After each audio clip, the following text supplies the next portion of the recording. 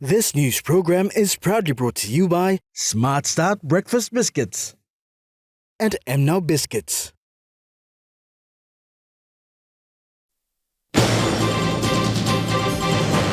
"2023 Provincial Governors Conference hosted in Port Moresby. Inga Provincial Hospital will soon receive its medical equipment. And 24-year-old Michael Elijah Ume received the Principal Award from ITI. A very good evening. This is National EMTV News. I'm Godwin Eki. Thank you for joining us. The 2023 Provincial Governors Conference started today in the nation's capital with the theme Continuing Dialogue to Empower Provinces for Improved Service Delivery, Economic Growth and Self-Reliance. The conference was hosted by the Minister of Provincial and Local Level Government Affairs under the leadership of Kikori MP Soroi Eoe.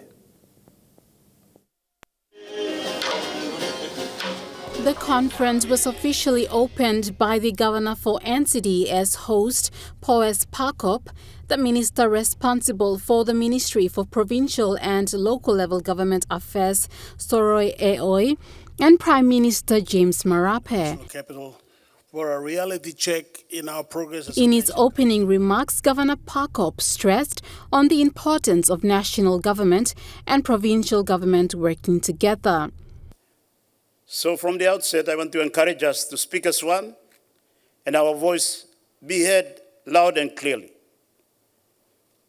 Let's be very clear about what our role is and our relationship to the national government. And as I keep reminding us, our division of labor, it must be clearly sorted out so that we work in partnership, not in competition.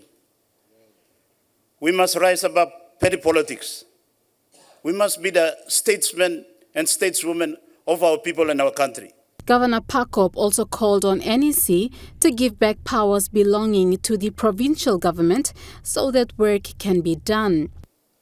Dear Prime Minister, that we governors, we want to see ourselves as a real government, a sub-national government that has the capacity and ability to deliver outcomes at the sub-national level. So we work with you and achieve national outcome. Importantly, we are not a government department, and we must not be treated as a government department. We are sub-national governments. We need to have the capacity to deliver outcomes and to support and complement the national government. Minister for Provincial and Local Level Government Soroi Eoe stated that the call for power decentralization will be considered by the government. Proposing to establish bipartisan committee comprising of selected governors with specific terms of reference to ensuring implementation in terms of actually transferring of specific powers and functions if they relate to legislation and or hinge on national constitution. The conference will be used by the governors of the provinces to discuss their challenges with the national government and find solution and the way forward in serving the people of PNG. Cynthia Maku, National EMTV News. Meanwhile, in his keynote address during the 2023 Provincial Governors Conference, Prime Minister James Marape assured the provincial governors that their concerns and issues raised on behalf of their people will be attended to by the current government by early 2025. And so it is in this context that I want to assure each and every one of you, yours truly and the government that I lead, here's clearly the provincial governors' issues. 2023 is the year we will respond to the 20, if not more, of the issues that relate to the functionality of provincial governments. Those that need legislative amendments, we will take 2023, 2024, and early 2025. Those that need policy retweak, we will take these 3 or 2 years. And by the time we arrive in 2025, as our nation celebrates 50 years of nationhood, together we would have entrenched the role of provincial government and for you to have a clearer, decentralized mandate to function in saving our people, our country, and to make the job of Wageni much, much easier. The newly built state-of-the-art Inga Provincial Hospital will soon receive its medical equipment. Governor of the province, Peter Ipatas, whilst receiving the medical equipment in Lae yesterday, said this medical equipment will be transported up by road to the provincial capital, Wabeg, in the coming days. Sir Peter Ipatas, accompanied by board members of his provincial assembly, today visited the Marape Transport Logistics and Operations Center where the medical equipments were kept. A delighted Governor Ipatas, whilst thanking Marape Transport, who will be responsible for transporting the equipments up to the province, encouraged the workers to be dedicated to their jobs. So you must be loyal and make sure. In a media conference held later, Sir Ipatas spoke about the initial concept of building the state-of-the-art hospital in the province. The concept started in 2009. Took us another 4 years to design the hospital.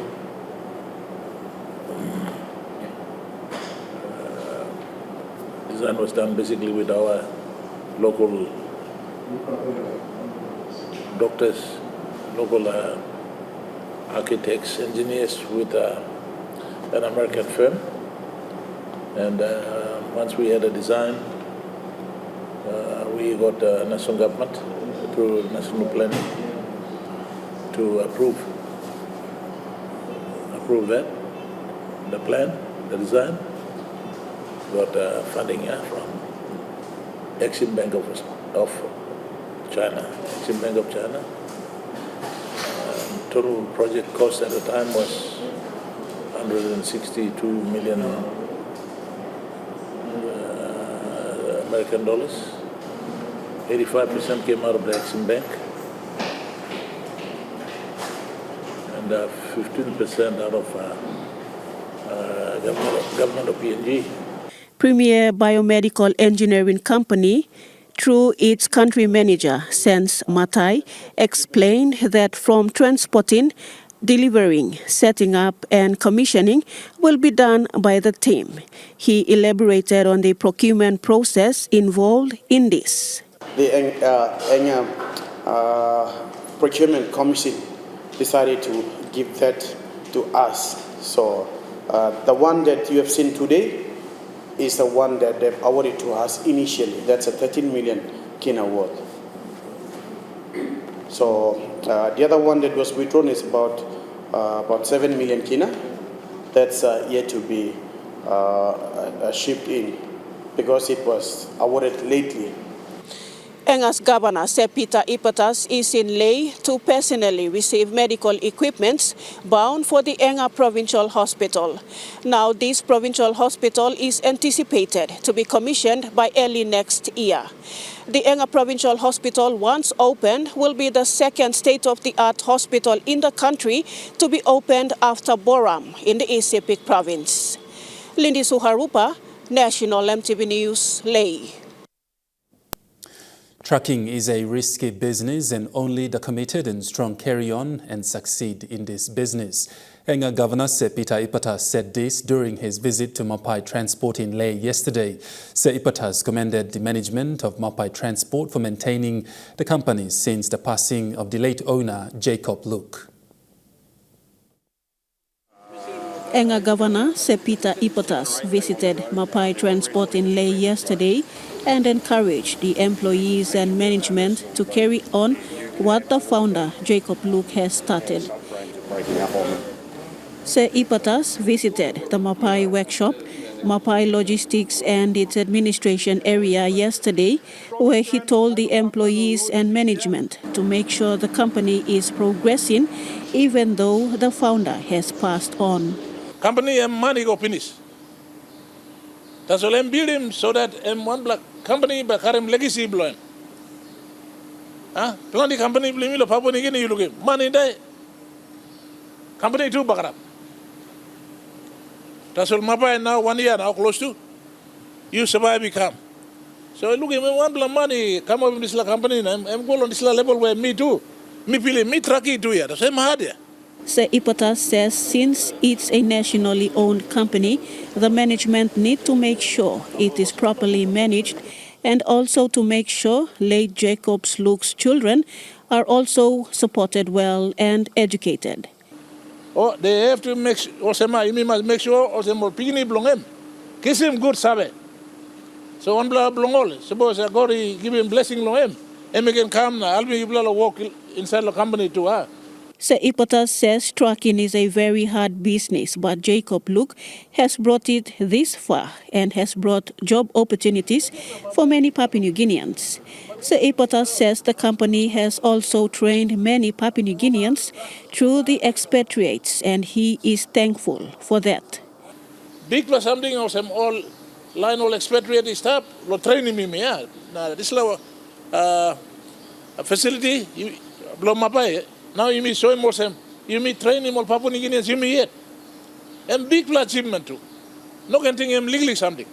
Mapai Transport currently has almost 400 employees. Majority of these employees are Papua New Guineans, with a few expatriates managing the company. Lindy Suharupa, National EMTV News, Leh. Transport and logistics have always been an issue in the Gulf province, but this will soon change with local Kerma Open member Thomas Opa working to rehabilitating roads and constructing new roads in his electorate. Mr. Opa revealed that 2 major road projects are underway in his electorate during the check presentation with North Coast Aviation on Friday. Road networks in the Gulf province have always been an issue. The need for rehabilitation and maintenance is always constant. To alleviate this, the Kerma Open member Thomas Opa earlier this year invested in machinery that will cater for the constant need for repair on the National Highway and other feeder roads that come under the Kerma district. In fact, the long-term plans is for 2 major roads to complement one another. The first road comes under the Connect PNG policy, an initiative of the Marape government. At the moment, under the Marape government, under our the signature policy or the signature Connect PNG policy, the roads are now at what you call the border of Gulf Province and Marape on Tawa. There's a place called Tawa. And so the Connect PNG contractor, the Department of Works, is right on the border at the moment. And it will be quite difficult for them to come down to the Gulf side. On behalf of his people, the member for Kerma Open thanked the Marape government for the Connect PNG policy. So we really appreciate the Marape government for connecting the rural people. So it might not mean a lot for many of those people who have access in the cities, but for us in the rural areas, it means a lot for us. And the government is slowly making inroads into allowing our people in some of the most remotest parts of the country to have access to government services. The Kerma Open member revealed that another major road project will be rerouted from Kantiba, the hinterland mountains of Gulf, to Potay and Malalawa, connecting the Gulf Transnational Highway. We are going to reroute it as well. We will do it down from Kantiba down to a government station called Potay, and then we will connect it to Malalawa. Yes. So we will complement the work of Connect PNG. We are not just going to sit down and watch they are doing. We are going to work with them, partner with them, and we are going to make sure that in the next 5 years, we have those 2 roads connecting. One is to make sure our people on the other side, Kodidanga, have access to the road, and then we will partner with the Connect PNG to make another access road. For the first time, roads in Gulf have become a priority, as this brings access to health and service delivery. And with the new road from Kantiba, economic wealth can be derived by the local people in the mountains, as their rich coffee can now be made available on the market. Rocky Iso, National EMTV News. National EMTV News continues after the break. Stay with us.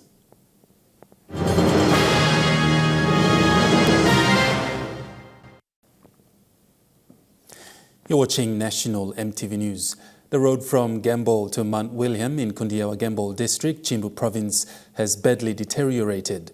According to Betty Higgins, a concerned senior citizen, there are three sustainable programs hindered by the bad road conditions. These are agriculture, aquaculture and tourism.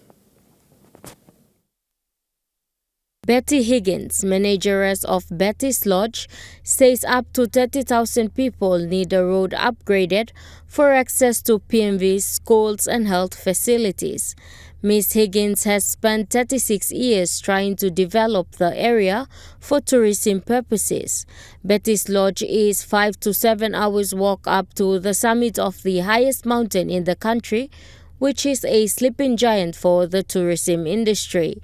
The lodge serves fresh trout and local vegetables for guests, especially foreign tourists and students on excursion trips to Mount Wilhelm. Betty is calling on relevant authorities to upgrade the 10-kilometer road from Gamble and hook up electricity for them in order to see tourism boom, aquaculture and agriculture flourish as well. Betty's Lodge was built in 1991, opened in 1996 and operated as Backpackers Lodge for a long time. And now they have built an upmarket tourist lodge. The current need is to make occupancy viable. Ms. Higgins said road upgrade and electricity supply are very much needed to boost the tourism sector as well as aquaculture and agriculture at the foothills of Mount Wilhelm. Amanda Elijah, National EMTV News. International Training Institute's 59th graduation was celebrated at the APEC House, where more than 200 students graduated with certificates and diploma. Chairman Senthil Kumaran said the institution is recognized under the higher education sector and continues to provide quality and affordable education in the country to Papua New Guineans. International Training Institute's 59th graduation was celebrated at the APEC House, where more than 200 students graduated with certificates for and diploma in various courses. Students graduated in diploma in business management, information and communication technology, marketing, accounting and human resource management. Yes, we had about 275 who graduated. So there's some didn't turn up, but 275. That's in all the programs. We have up to advanced diploma programs. So. He said the students are employment ready and should easily find a job.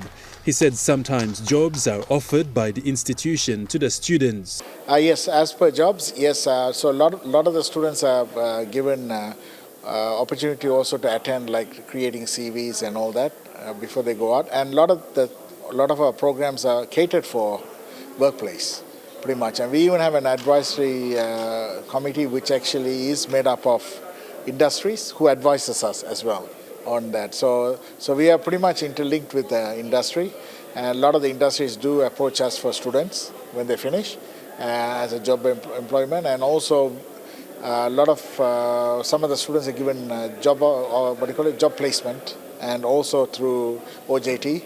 Chairman Senthil Kumaran said the institution is recognized under the higher education sector and continues to provide quality and affordable education in the country to Papua New Guineans. Meet up to the high level standard as well.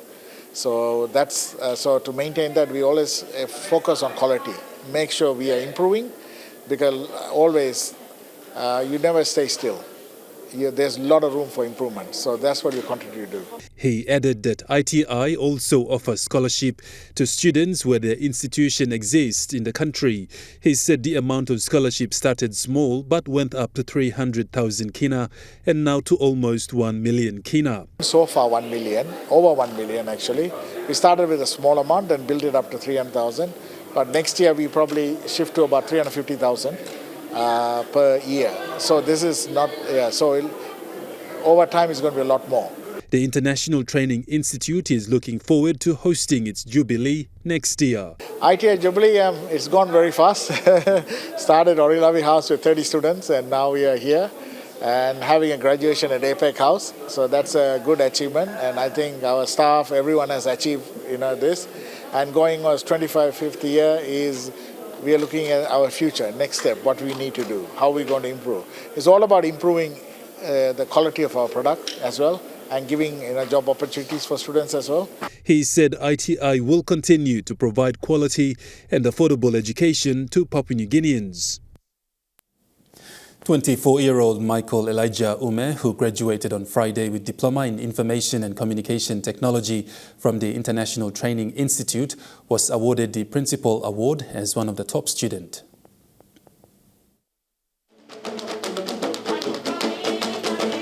24-year-old Michael Elijah Ume, who was selected by ITI to be a scholar at its institution,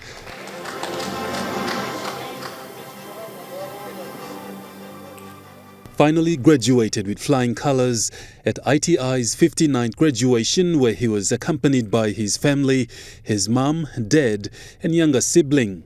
Ume, who is the only person in his family for the first time to receive a certificate and graduate with diploma, says it was by God's grace that all things were made possible. I graduated with diploma in ICT at the International Training Institute. The course really gave me ideas and knowledge in the ICT field, and I'm very happy, I'm very proud, and it's not a regret to me to be part of ITI. He said despite the many challenges and struggles in life, that didn't sidetrack him but made him stronger to continue his studies, as he had already planned his goals and what he wanted to achieve. Being a principal awardee for 2022, I'm very proud, and the thing that drives me was leadership. So I've been a leader in the church and youth group back in the village, and when I joined ITI, I have to show the leadership that whatever that I've learned from there. So I developed my skills in leadership, and finally I got a Principal's Award, and that has been my ambition when I came to ITI. It was also a proud moment for his mum, who was emotional, and to see his son graduate with flying colours. Okay, me and mama's first born Blomy, since I come 2 years school or ITI. Okay, me come lo, me place Mary, how me bake some money, campaign. School fee blonem, me come lo rasimem or talking yourself. He can school, but I believe that God will provide everything. So I let him to school, 10,000, but I believe that God will provide. So God provide these 2 years.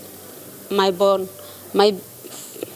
he finished his 2 years, and now he graduated. I feel very happy.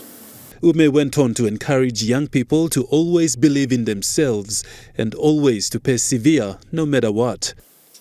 There will also be turbulence in career path. I encourage you all to be bold and stand tall to face the challenges positively.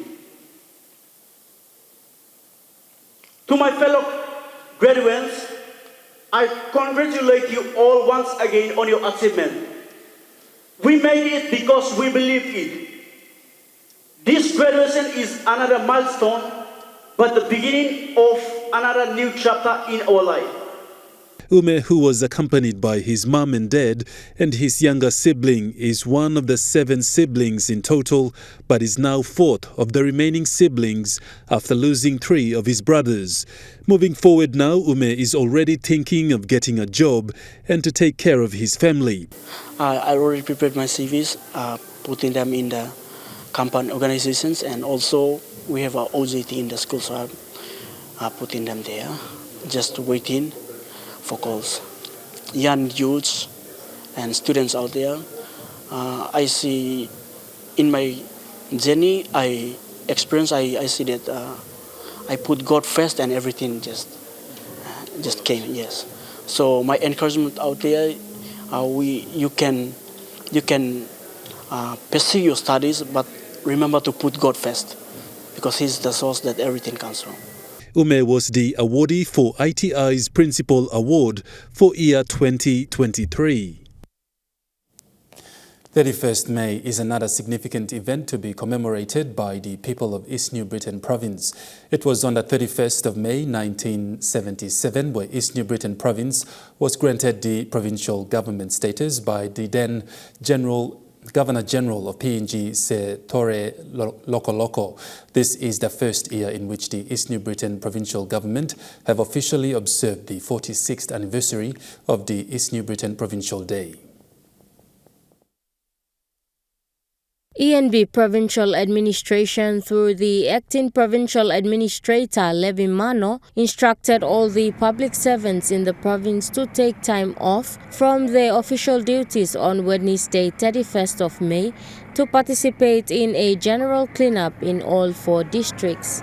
District Community Development Officer Gloria Liskia stated that this was a good initiative and also timely due to the current status of Keravet Town, which is filthy and an eyesore to the general public. Meanwhile, officers in Kokopo cleaned up the Kokopo Town corridors. The program ended at the Gunen Nanuva, where political leaders delivered keynote addresses to commemorate the day. Speaking during the program was Governor Michael Marum, who spoke on how this year's ENB Day was commemorated differently. Governor Marum and Acting Provincial Administrator Levi Mano, together with all divisional heads and other deputies, joined everyone in Kokopo Town for the cleanup. He said this is the way forward and a good example to the people of the province, showing that the provincial frontliners are leading the way. The governor thanked the public servants for their time and effort in making this day a success. This is the beginning of the new ENB Day celebrations. The celebrations coincided with the presentation of 10 boats for coastal groups and 5 trucks for schools in the province. These are from the Governor Marum discretional funds worth more than 2 million kina to the people of East New Britain Province. The fishing groups and schools recipient of the items were urged to take ownership of the properties and look after them, and to assist people in the organizations or wards to earn money to sustain their livelihood. Amanda Ilaitia, National EMTV News. National EMTV News continues after the break. Stay with us.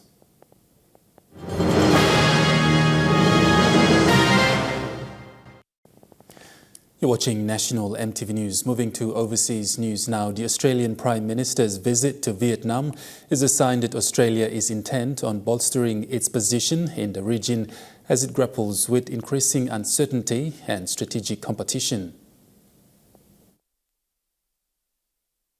There's going to be a fairly clear focus today, I think, on economic issues. Now, that's not the only thing on the agenda, but Australia is really eyeing countries like Vietnam, which has enjoyed really explosive growth in recent years, as alternative markets after its fairly painful encounter with Chinese economic coercion over recent years. China is still too reliant on China as an export market, and it wants to build up countries like Vietnam as alternatives. And that was the reason behind the PM's photo op, which you might have seen yesterday. Those pictures late yesterday of him at a local banh mi and beer joint. The beer was made from Australian barley, and the banh mi bread, the baguettes, was made with wheat from Australia. So that's the thing that he's trying to emphasise here, that there's a real opportunity to really supercharge that economic relationship, which at the moment, whilst quite strong, is pretty narrowly based. The other thing on the economic front that the Vietnamese side would like to see is just more investment from Australia. Australian businesses are just very hesitant to invest in Southeast Asia. There's more at the moment invested in New Zealand than there is in all of the ASEAN countries directly. Now, part of that is just because of the sectors that Australian businesses look at, but there's also perhaps just a sort of caution or an inherent conservatism there. That's one thing that both Vietnam and Australia are going to try and fix over coming years, because if the economic relationship improves, then inevitably the strategic relationship could well improve as well. Turkey's president has been sworn into the office for the 3rd time after securing a narrow victory in the last weekend's election. A new chapter in the era of Recep Tayyip Erdogan has officially begun. No Turkish leader has ever wielded as much power for as long as Mr. Erdogan, who now enters a 3rd decade in power. The president's inauguration was a day of pomp and ceremony. Even in the heavy rain, his supporters in the Turkish capital Ankara came to wave and throw flowers on his passing motorcade. Standing before Parliament, Mr Erdogan took the oath of office, prompting an ovation from his party and family, at one point offering a rare smile as he held up a framed document confirming his new term. Next, it was on to the massive presidential palace for a ceremony attended by a packed-out hall. On the guest list, dozens of foreign dignitaries, including NATO's Secretary-General Jens Stoltenberg, Hungarian Prime Minister Viktor Orban, South Africa's Cyril Ramaphosa, as well as the leaders of Armenia, Azerbaijan, Libya and Pakistan. Addressing the crowd was a very different politician to the one seen on the campaign trail only a few weeks ago. Turkey needs energy, ideas and contributions of every citizen. All members of our 85 million population should stick together, just like bricks forming a wall. The country needs unity and solidarity more than ever. As a nation, we need to re-establish our strong unity. The fiery and divisive rhetoric was gone. Instead, Mr Erdogan took a more conciliatory tone as he now faces governing a bitterly divided country. His first priorities in office will include an unfolding economic crisis that's seen inflation soar and the collapse of the country's currency, as millions of Turks rest their hopes on the president and his new cabinet to turn the nation's fortunes around. Rescue efforts have ended at the site of a major rail crash in India which killed 288 people and injured more than 800 others. The country's Prime Minister Narendra Modi says stringent punishment will be handed down to anyone found responsible for the disaster. Daylight revealed the scale of the disaster. This wreckage, now intertwined, belonged to 3 trains. There are conflicting accounts of how the crash occurred, leaving a pile-up not seen in decades. Some railway workers have told the BBC that the Coromandel Express going from Kolkata in the east to the southern city of Chennai collided with a stationary freight train on the same track. Its coaches then overturned and were hit by another passenger train coming in the opposite direction. But officials dispute this, saying all 3 trains were on different tracks and they are still investigating why the Coromandel Express derailed. Rescue efforts went on non-stop for over 24 hours, even slicing through the mangled coaches to pull out those trapped. Mukesh Kumar survived the crash. When I came out of the train, I saw a lot of people had reached the site. I lost everything. We sat down. Those who were seriously injured were brought out, so I had to wait. Through the day, ambulances have been rushing passengers for critical medical care. Since last night, every 30 minutes, an ambulance has been ferrying critically injured passengers from the accident train site to this trauma center here in this hospital in Cuttack. This is the biggest hospital in the state of Orissa, but it is still a 3-hour drive from where the accident happened. We understand since last night, hundreds of critically injured passengers have been brought in here and given medical care. But the scenes outside is one of despair, distress, and of chaos. Many people outside still looking for their family members who were passengers, not knowing if they have been brought to this hospital or some other. Police have arrested a teenager following the death of a man in Melbourne's inner south. Emergency services were called to an address on Surrey Road in South Yarra about 8 o'clock last night and found a 34-year-old man dead. He'd allegedly been stabbed. A 17-year-old Frankston boy is currently assisting homicide squad detectives with their inquiries. You're watching National EMTV News. Trukai Sports is next. Stay with us.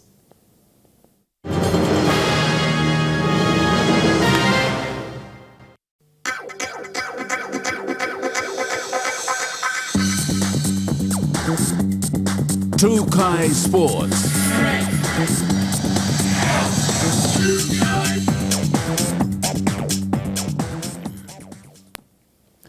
Welcome to Trukai Sports. Following their first loss in Game 1, the Hekari United FC made an impressive 9 points to nil comeback last night in their second match of the OFC Women's Champions League against the Kiwi Women FC in front of a roaring crowd at the Sir Hubert Murray Stadium in Port Moresby.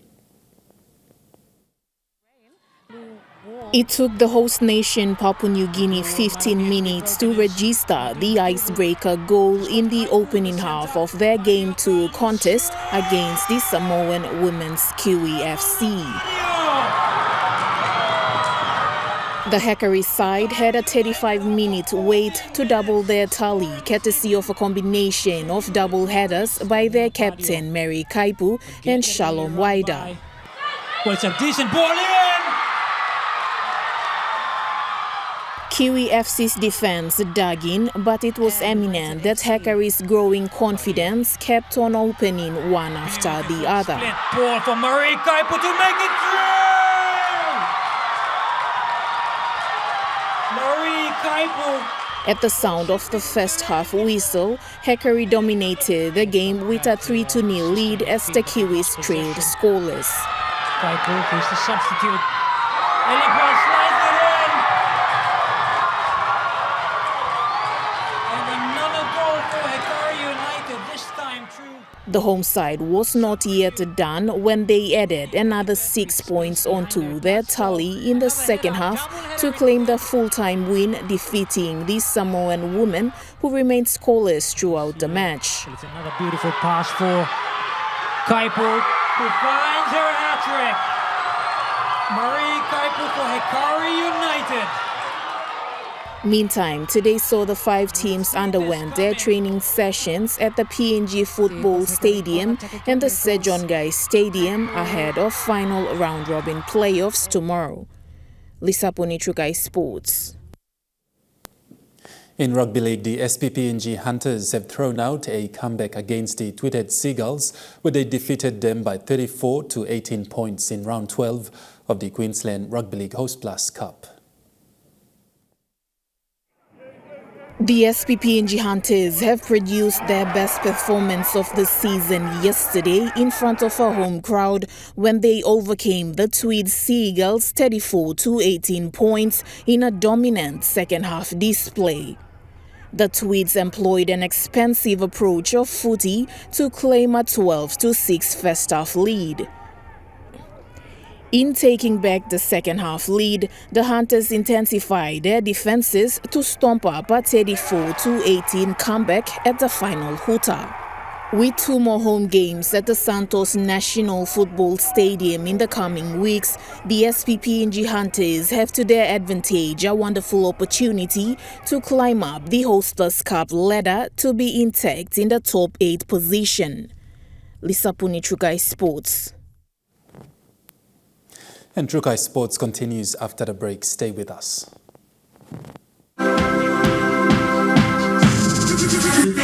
Trukai Sports. Welcome back to Trukai Sports. Moving to overseas sports now. Geelong has snapped a 3-game losing streak in the AFL with a 22-point win over the Western Bulldogs. Over the Western Bulldogs to get its premiership defence back on track. The lead changed 7 times before the Cats kicked 5 straight goals late in the third to take control of the contest and win 15 goals 797 to 10-15 75. All-Australian defender Tom Stewart finished with 27 disposals and a goal for Geelong. It's the Dogs' second straight loss. The Gold Coast have given their finals hopes a boost with a 25-point comeback victory over Adelaide in Darwin. Taylor Walker kicked 3 goals for the Crows. The Suns trailed by 34 in the second quarter but roared back into contention with a 16-16 112 to 13 goals 987 win. Jack Lukosius kicked 5 goals for the second straight match. The Suns' second straight victory puts them within striking distance of the top 8. The AFL Player Association says AFL cannot excuse itself from an ongoing investigation into the allegation of historic racism at the Hawthorn Club. The AFL has committed to a set of actions that they now need to deliver on, and they need to be held accountable to delivery on that. I don't think the AFL can be exempted from what's going forward here. The reality is they lead this industry, and this is a stain on our industry, and the AFL need to be accountable for working through this with a real focus on where we get to moving forward. So, I think from our perspective, there's no exemption here. This is about how we're going to actually make things better for current and future Indigenous and other players. That ends Trukai Sports. The Money Plus weather report is next. Stay with us. Trukai Sports.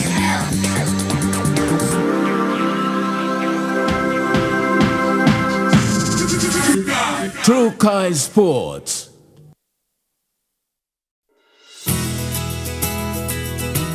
This weather update is proudly brought to you by Money Plus, with you always.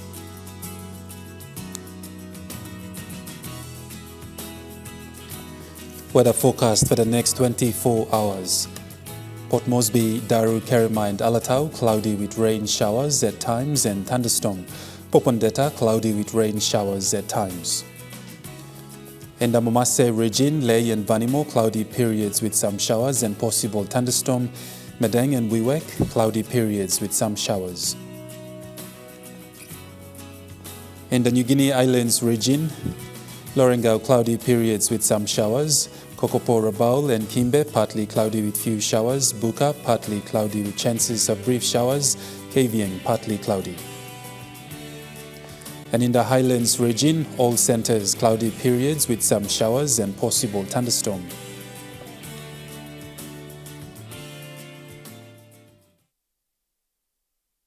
The weather update was proudly brought to you by Money Plus, with you always. And that wraps up the news, sports and weather for Sunday, the 4th of June, 2023. From all of us here, pleasant viewing. Good night.